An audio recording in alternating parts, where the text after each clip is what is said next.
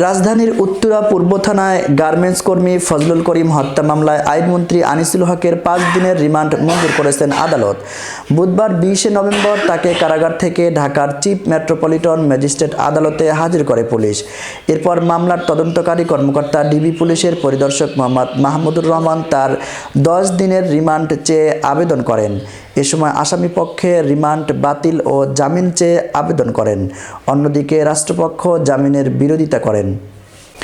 উভয় পক্ষের শুনানি শেষে ঢাকার মেট্রোপলিটন ম্যাজিস্ট্রেট মোহাম্মদ ইমরান আহমদ তার জামিন মঞ্জুর করে রিমান্ডের আদেশ দেন। গত ১৩ আগস্ট গোপন তথ্যের ভিত্তিতে নৌপথে পলায়নরত অবস্থায় রাজধানীর সদরঘাট এলাকা থেকে সাবেক আইনমন্ত্রী আনিসুল হককে গ্রেফতার করা হয়। মামলার সূত্রে জানা গেছে, গত ৫ আগস্ট বৈষম্য বিরোধী ছাত্র আন্দোলনের গুলিবিদ্ধ হয়ে আহত হন ফজলুল করিম। পরে চিকিৎসাধীন অবস্থায় তিনি মারা যান। এই ঘটনায় নিহতদের ভাই বাদী হয়ে রাজধানীর উত্তরা পূর্ব থানায় ৪০ জনের নামে উল্লেখ করে মামলা করেন।